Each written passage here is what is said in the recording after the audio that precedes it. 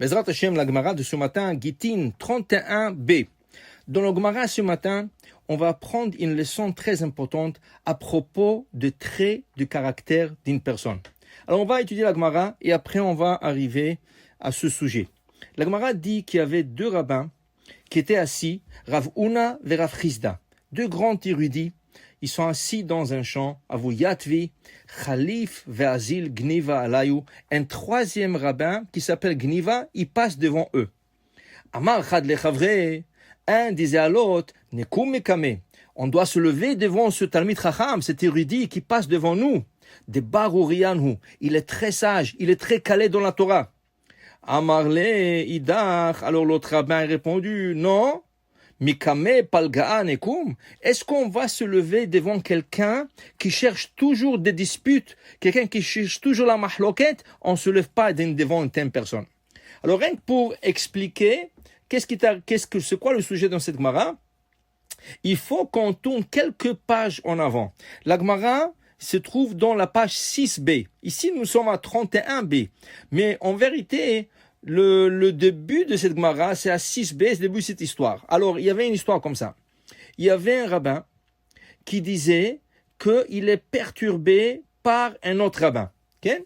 Alors, qu'est-ce qu'il fait le rabbin?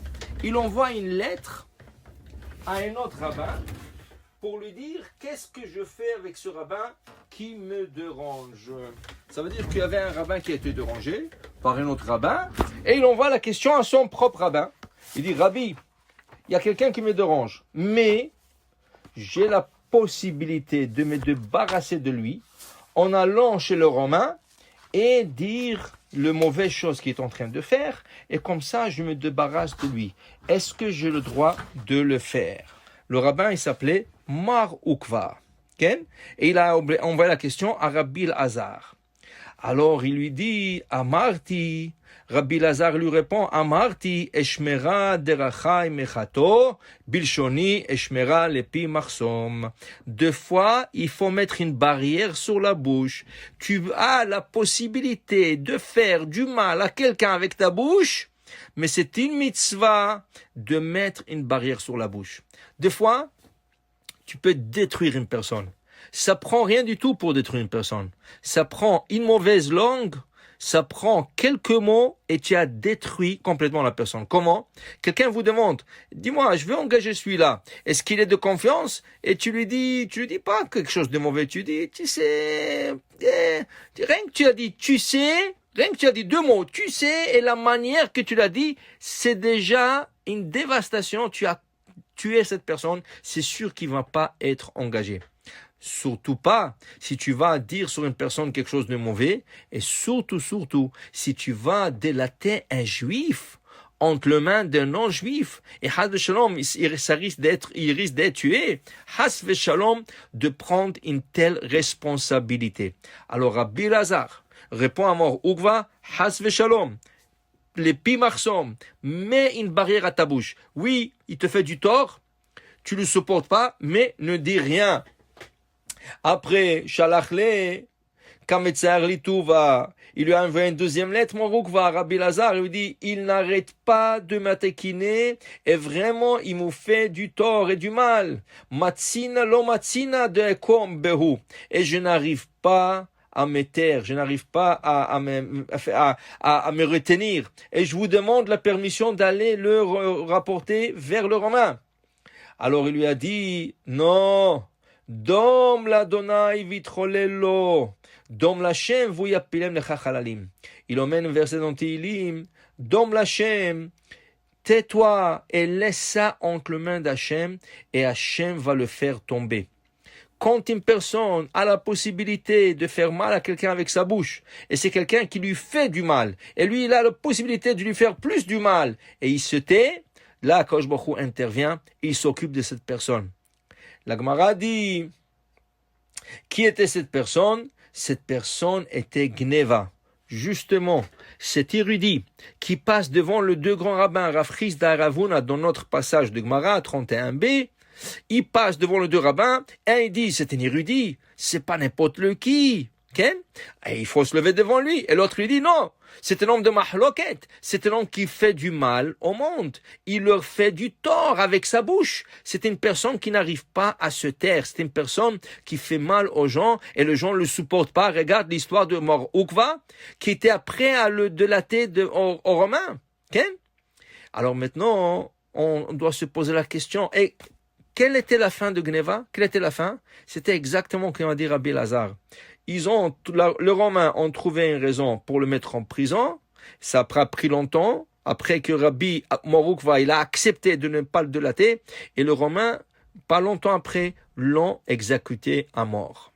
Maintenant, la question, si quelqu'un il connaît tellement de Torah, deux grands rabbinim, deux grands érudits sont prêts à se lever devant lui, parce qu'il connaît tellement, et rien que la question, parce qu'il fait du mal, on ne se lève pas devant lui, mais vraiment on reconnaît sa sagesse, comment est-ce possible une telle personne qui apprend la Torah peut faire mal à l'autre?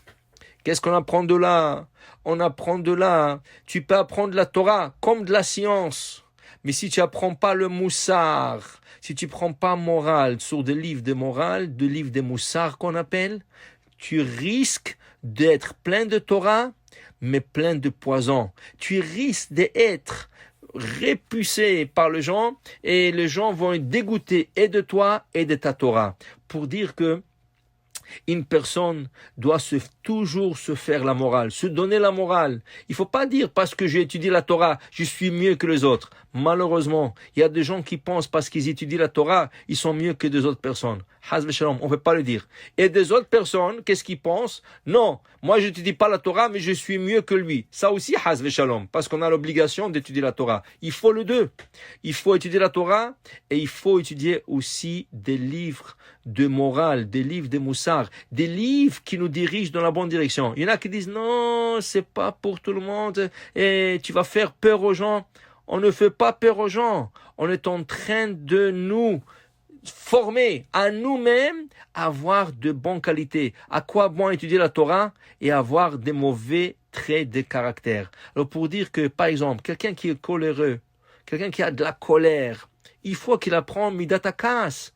Sur cette qualité de colère. Il faut qu'il apprenne dans des livres combien c'est mauvais la colère et pourquoi c'est mauvais et comment il faut la contrôler. Quelqu'un qui est avare, il donne jamais la tzedaka, il participe jamais avec le kahal, il faut qu'il apprenne. Quelqu'un on va dire qu'il a le désir. Oui, il cherche toujours des plaisirs et des désirs. Il faut qu'il apprenne comment se contrôler. Tout ça, c'est à travers des livres de moussard. Et surtout pas faire mal aux autres. Il faut avoir toujours de bonnes qualités, de bons traits de qualité pour pouvoir donner de sa Torah. Parce qu'après, les gens ne seront plus intéressés d'écouter la Torah de cette personne. Alors voilà. Un érudit extraordinaire, Gneva, qui connaît beaucoup de Torah. Et les gens, normalement, il aurait consulté. Mais des gens qui sont repoussés devant sa manière de conduite. La manière repoussée de conduite. Pour dire que faisons attention à notre manière de conduite. Je vous souhaite une belle journée. Amen, amen.